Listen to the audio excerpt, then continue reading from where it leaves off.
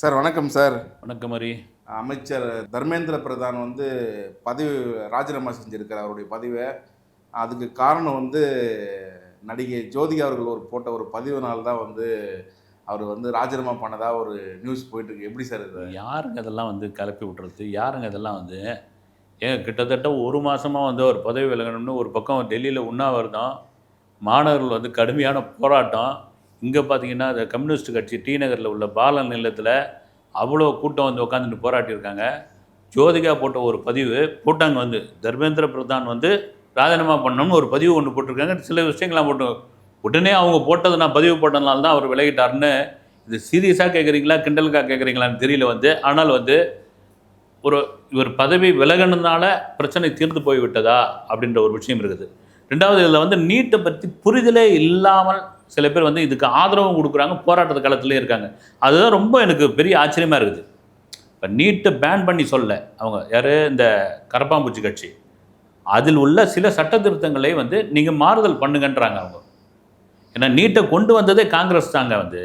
அதை தெரியாமல் என்னங்க பல பேர் நீட்டை கொண்டு வந்ததே அவங்க தான். 15 வருஷமாக அது இருக்குது. அதில் உள்ள சில விஷயங்களை, ரெண்டாவது அந்த நீட் வினாத்தால் லீக் ஆனது எப்படி, அது உண்மையிலே அது ஒரு துரதிருஷ்டவசமானது, கண்டிக்கக்கூடிய ஒரு விஷயம். இதற்கெல்லாம் பொறுப்பேற்று தர்மேந்திர பிரதான் பதவி விலக வேண்டும் அப்படின்னா விலகியாச்சு. இந்த போராட்டத்தை ஏறக்குறைய பார்த்தீங்கன்னா நான் கூட ஒரு சாதாரணமான ஒரு போராட்டம் அப்படின்னு கூட நினச்சேன். அந்த போராட்டத்துடைய தீவிரம் எங்கே தெரிய வந்தது அப்படின்னா, எதற்குமே அசைந்து குடிக்காத பிரதமர் மோடி, எதற்குமே செவிசாய்க்காத கூட இல்லை, போராட்டம் பண்ணிக்க எல்லா அரசாங்கமும் அப்படி தான் இருக்கும். அதில் மோடி கவர்மெண்ட் கொஞ்சம் ஸ்ட்ராங்காகவே இருப்பாங்க. அவர் நள்ளிரவில் ஒரு வீடியோ போட்டார் அப்படின்போது தான் போராட்டம் ரொம்ப தீவிரமாக தான் இருக்கிறது அப்படின்னு. இது கொஞ்சம் கொஞ்சமாக நாடு முழுவதும் பரவிட போகுது அப்படின்ற மாதிரியான ஒரு விஷயத்துக்குள்ள. ஏன்னா ஜென்சி போராட்டம் என்பது நம்ம லேஸில் எடுத்துக்க முடியாது. அதே வேளையில் நீட்டோடைய பிரச்சனை தெரியாமல், நீட்டோடைய முழுமை தெரியாமல் சில பேர் அந்த போராட்டத்தில் கலந்துக்கிறது, கருத்து சொல்கிறது, இதெல்லாம் இருக்குது. இப்போ ஜோதிகா போட்ட பதிவு என்னென்னா, நான் இதை கவனிச்சுக்கிட்டு வரேன், நீட் உண்மையிலேயே தேவையில்லை, அந்த வினாத்தாள் லீக் ஆனது ரொம்ப வருத்தத்தக்கது, அதுக்கெல்லாம் பொறுப்பேற்றுக்குன்னு தர்மேந்திர பிரதான் பதவி விளங்கணும். அதே வேளையில் இந்த போராடிக்கிட்டு வராங்க ஒரு 3 பேருடைய பேரை சொல்லியிருந்தாங்க. அவங்கெல்லாம் என்னை மாதிரி தாய்மார்களுடைய பிள்ளைகளுக்கு ஒரு எடுத்துக்காட்டு அப்படின்னு பேசியிருக்காங்க. அதை நாம் சொல்ல கீழே இருக்கிற கமெண்ட்ஸில் இருக்கிற அவங்களாம் என்ன சொல்லியிருக்காங்க, ரைட்டு உங்களுக்கு எடுத்துக்காட்டுதுன்னா அப்போ உங்கள் பிள்ளைகளை போராட்ட காலத்துக்கு அனுப்புங்க அப்படின்ற மாதிரியான ஒரு கேள்வியை முன் வச்சுருக்காங்க. இது என்னென்னா, இப்போ சூர்யா கடந்த 23ஆம் தேதி அவருடைய பிறந்தநாள், என்னுடைய பிறந்தநாளை கொண்டாடாதீங்க ரசிகர்கள்லாம், வேணாம், ஏன்னா டெல்லியில் அவ்வளோ பெரிய போராட்டம் நடந்துக்கிட்டு இருக்கு அப்படின்னு. இவங்களும் கிடையாது. பெரும்பாலும் கடந்த திமுக ஆட்சியில் வாயை திறக்காத, 5 வருடமாக வாயை திறக்காதவர்கள் நான் தமிழகத்தில் இந்த நீட்டுக்காக இப்போ மாணவர்கள் போராடுறதுக்காக உள்ளே இறங்கி, குறிப்பாக இது நீட் பிரச்சனையா ஜனநாயகன் பிரச்சனையான்னு தெரியாத அளவுக்கு அதை போட்டு ரவுண்டு கட்டி அடிச்சுக்கிட்டாங்க. ஒரு வழியாக ராஜினாமா பண்ணி பிரச்சனை ஏறக்குறைய முடிவுக்கு வந்தாச்சு. சார், இன்னொரு பக்கம் பார்த்தீங்கன்னா அதிமுக முன்னாள் அமைச்சர் ஆர்பி உதயகுமார் அவர்கள் கூட பார்த்தீங்கன்னாக்கா, நீட் பிரச்சனையால் தான் ஜனநாயகம் ஊற்றிக்கிச்சு அப்படின்னு சொல்லிட்டு ஒரு பதிவு போட்டிருக்காரு. இது எப்படி சார் பார்க்குறீங்க? அவர் தொடர்ச்சி அவருக்கு என்ன ஆச்சுன்னு தெரியல. நீங்கள் உண்மையிலே அதிமுகவில் அவர், அதாவது எடப்பாடி பழனிசாமி அவர்கள் தான் ரொம்ப பயங்கரமாக சிஎம் விஜய் மேலே கொந்தளிக்கணும். அவர் தான் எதிர்வினை தாக்குதல் நிறைய நடத்தணும். ஆனால் அவரே சைலண்ட்டாக இருக்கிறாரு. அவர் பாட்டு சைலண்ட்டாக இருந்தால் அவர் பாட்டு 27ஆம் தேதி என்ன கூட மதுரை வாயிலில் ஒரு போராட்டம். இனிமேல் அதிமுகவிலிருந்து யார் தாவேக்காவுக்கு போனார்களோ, அதிமுகவிலேருந்து யாரெல்லாம் ரிசைன் பண்ணாங்களோ அந்த மாவட்டங்களில் உள்ள பகுதியெல்லாம் அதிமுக ஒரு பெரிய போராட்டத்தை முன்வைக்க போகுதுன்னு அவர் கூட அப்படி போயிட்டார். இந்த ஆர்பி உதயகுமார் முன்னாள் அமைச்சருக்கு என்ன ஆச்சுன்னு தெரியல, தொடர்ச்சியாக ஏதாவது ஒன்று உளறி கொட்டின்னு வரதுன்னு கூட சொல்லலாம். நீட்டு பிரச்சனையினால் ஜனநாயகன் ஊற்றிக்கிச்சு அப்படின்ட்டு அவருக்கு என்ன தெரியும்? முதல்ல ஜனநாயகன் படம் எப்போ ரிலீஸ் ஆச்சுன்னு தெரியுமா? எத்தனை ஷோ தேட்டரில் ஓடுது, எத்தனை திரையரங்கள் தமிழ்நாட்டில் இருக்குது, எத்தனை திரையரங்கள் வேர்ல்டு முழுக்க இருக்குது. ஒரு காட்சிக்கு எவ்வளோ பேர் ஒரு சினிமா தேட்டருக்குள்ளே உட்காருவாங்க, ஒரு டிக்கெட்டோட விலை என்ன, அதில் எவ்வளோ கெப்பாசிட்டி இருக்குது, எவ்வளோ கூட்டம் ஆதரவு இருக்குது, இதெல்லாம் தெரியாமல் ஏதாவது ஒன்று பேசி ஆகணும் அப்படின்றதுக்காக சம்பந்தம் இல்லாத ஒரு விஷயம். நீட் இதனால்தான் ஜனநாயகம் ஊற்றிக்கிச்சான். எங்க நேற்று 2வது நாள் கலெக்ஷனு கிட்டத்தட்ட 125 கோடி மொத்தமாக வேர்ல்டு முழுக்க அடிச்சிருக்குது. 2 நாளும் வீக் டேஸு, அதாவது வியாழக்கிழமை வெள்ளிக்கிழமை, இன்றைக்கி சனிக்கிழமை, கட்டி ஏறுது கூட்டம். இதில் இன்னொரு முக்கியமான ஒரு விஷயம், ஒரு திரைப்படத்தை கிட்டத்தட்ட 7 மாதமாக முடக்கி வச்சுருந்தீங்க. அந்த திரைப்படத்தினுடைய HD பிரிண்ட்டை ஆன்லைனில் சட்டவிரோதமாக தூக்கி போட்டீங்க. அந்த திரைப்படத்தை சுத்தலில் விட்டுருந்தீங்க. இவ்வளோ இதுவும் தாண்டி முக்கியமாக அந்த திரைப்படத்திற்கு ஜனநாயகனுக்கு 18+ சர்டிஃபிகேட்டு. ஏன்னா விஜயோடைய மிகப்பெரிய பலமே வந்து குழந்தைகள் தான். எத்தனை குழந்தைகள் அடம்பிடிச்சு நம்ம கடந்த வீடியோவோட பேசியிருந்தோம். அது எவ்வளோ பிரச்சனையை தாண்டி அந்த படம் வந்து நான் கணிச்சது என்னன்னா, உண்மையாக சொன்னோம்னா ஒரு சில கோடிகள் தான் அந்த படம் வசூல் பண்ணுன்னு பார்த்தா, அந்த படம் முதல் நாளே ஒரு 92 கோடி, 2வது நாளில் 125 130 கோடி, ஓவர்சீஸில் வரைக்கும் 2வது நாளில் இந்த படம் வந்து 28 கோடியை கலெக்ட் பண்ணியிருக்குது. இப்போ சனி ஞாயிறுன்னும் போது ஹவுஸ்ஃபுல்லாக ஓடிக்கிட்டு இருக்கு. ரிப்பீட் ஆடியன்ஸ் வராங்க. 1.5 கோடி பேர் இணையத்தில் பார்த்தவங்க திரும்ப பார்த்துருக்காங்கன்னு போது இது ஒரு வெற்றி படம். 5 நாளில் 500 கோடி அப்படின்னு தான் நீங்கள் எழுதி வச்சுங்க. சார், ஜனநாயகன் படம் போயிட்டுருக்கு, அது பிரச்சனை கிடையாது. இன்னொரு பக்கம் பார்த்தீங்கன்னாக்கா நீட் தேர்வுக்காக போராட்டம் ஒரு பக்கம் நடந்துகிட்ருக்கு. அதில் போய் ஜனநாயகனை மிக்ஸ் பண்ணி பேசிகிட்டு இருக்காங்க ஒரு பக்கம் பார்த்தீங்கன்னா. இதே எப்படி சார் பார்க்குறீங்க? அதாவது இவங்க நீட்டுக்காக எதிர்க்க வந்தவங்களா, ஜனநாயகன் எதிர்க்க வந்தவங்களா, ஜனநாயகன் ரிலீஸ் ஆகிடுச்சுன்னு வயிற்றுல அடிச்சுக்கிறாங்களான்னு தெரியல. வந்து நீங்கள் நல்ல கேள்வி கேட்டீங்க. உண்மையாக வந்து ஒரு நீட் பிரச்சனை நடந்துக்கிட்டு இருக்கு, நீங்கள் போய் ஆதரவு கொடுக்குறீங்க. உண்மையிலே மாணவர்கள் தான் எடுத்து அந்த போராட்டத்தை வந்து நடத்திக்கிட்டு இருக்காங்க. அதுக்குள்ளே புகுந்து அரசியலாக்கணுன்ற ஒரு விஷயம் எவ்வளோ பெரிய அயோக்கியத்தனம் பாருங்க. வந்து ஏங்க என்னன்னே தெரியல. வந்து நீங்கள் நீட் பிரச்சனையை பேசுங்கன்னா, ஜனநாயகனுக்கு முன்னாடி மண்டியிட்டு மண்சோர் சாப்பிட்டு கொண்டு இருக்கிறார்கள். ரிலீஸ் ஆகும்போது ஜனநாயகன் பார்க்குற கூட்டம் வந்து பெருங்கூட்டமாக இருக்கலாம். அமீர் சொல்கிறார் பெருங்கூட்டமாக இருக்கலாம். இந்த கூட்டம் வந்து சிறுங்கூட்டமாக இருக்கலாம். இது வந்து அறிவார்ந்த கூட்டம், அது தற்கூரி கூட்டம். இப்படியா தொடர்ச்சியாக பேசியிருந்தப்போ தான் நேற்று சனம் செட்டி நடிகை இறங்கி வந்து பேச ஆரம்பித்து அவங்க நல்லா சொன்னாங்க. மாணவர்களுடைய போராட்டம், மாணவர்கள் முன்னெடுத்து நிறுத்த போராட்டம், ஒரு பொது ஜனமாக நான் அங்கே வந்து பேசலாம், ஆதரவு கொடுக்கலாம், யார் வேணாலும் ஆதரவு கொடுக்கலாம். அப்படி பேசிகிட்டு இருக்கும்போது நான் நேற்று தான் தளபதி நடித்த படத்தை, பேர் கூட சொல்ல, தளபதி நடித்த படத்தை ஃபஸ்ட் ஷோ பார்த்துட்டு வந்தேன்னு ஒரு வார்த்தை சொன்னபொழுது குய்யோ மரியா ஐயா பொய்யான்னு அடித்து மைக்கை பிடுங்கி கீழே இறக்கி நான் கேட்குறேன். அமீர் பேசினார், வெற்றிமாறன் பேசினார், ரஞ்சித் பேசுனாங்க. இவங்க யாருமே வந்து ஜனநாயகன் பற்றி வாயை திறந்து பேசலையா? யாருமே சிஎம் விஜய் பற்றி சொல்லலையா?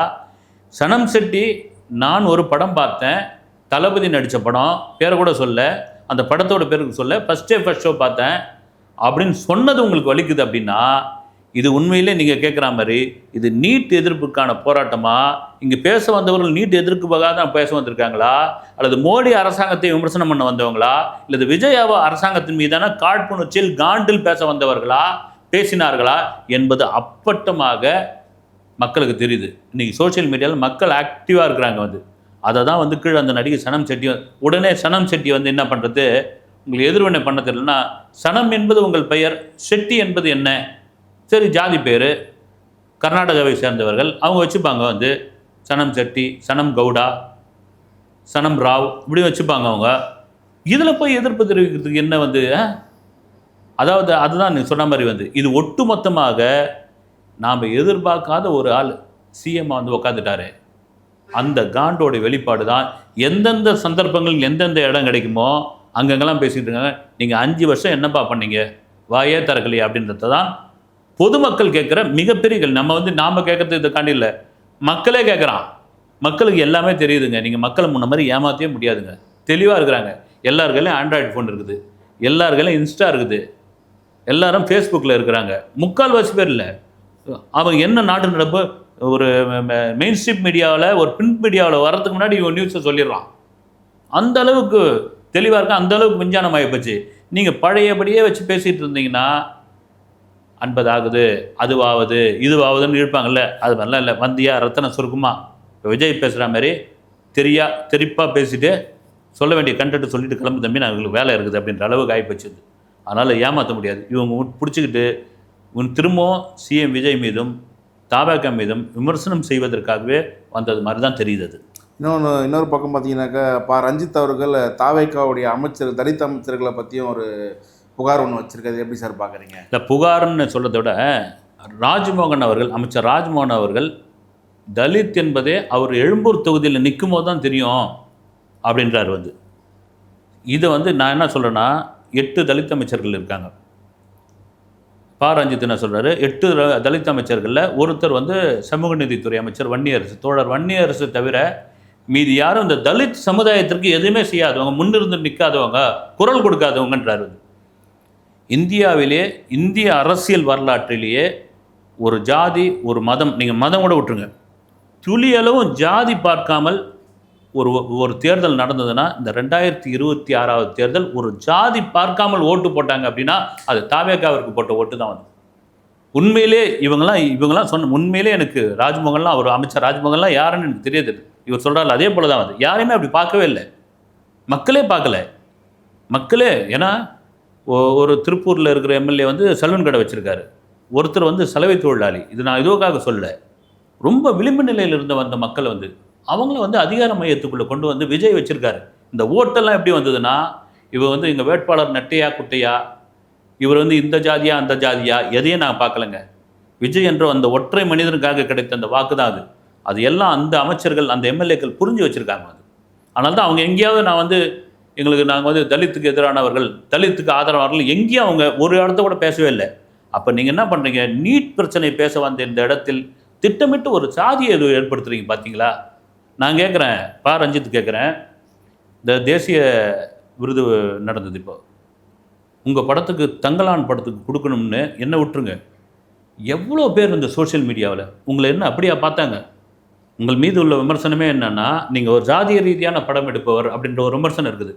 தங்கலானை பொறுத்த வரைக்கும் அப்படி யாருமே பார்க்கல. தங்கலானுக்கு ஏன் கொடுக்கல, விக்ரமுக்கு ஏன் தேசிய விருது கொடுக்கல, சிறந்த ஆடை வடிவமைப்பாளர்னு புஷ்பா படத்துக்கு கொடுத்துருக்கீங்கல்ல, இது கொடுத்துருக்க வேண்டியதானே. வாழைப்படம் நீங்கள் மாரி செல்வராஜா கூட விட்டுருங்க. நீங்கள் நான் வந்து ரஞ்சித்தை பற்றி பேசுகிறப்போ அவருடைய திரைப்படங்களை அவர் மீது உள்ள விமர்சனங்களுக்கு யாரும் இது பண்ணலனா, நீங்கள் இந்த இடத்துல வந்து ஒரு ஜாதிய பிரச்சனையை பேசுகிறீங்க அப்படின்னா நீங்கள் இவ்வளோ நாள் 5 வருஷமாக நீங்கள் என்ன பண்ணிட்டு இருந்தீங்க, அதுதான் கேட்குறாங்க. இது அப்பட்டமாக மக்களுக்கு தெரியுது, அதுவே அவருக்கு எதிர்வினையாக மாறிடுச்சு. இதுதான் உண்மை. குறிப்பாக ஒரு நடிகர் இந்த நாட்டை ஆள்வது அப்படின்ற ஒரு எதிர்ப்புக்காக இது வரதாரு.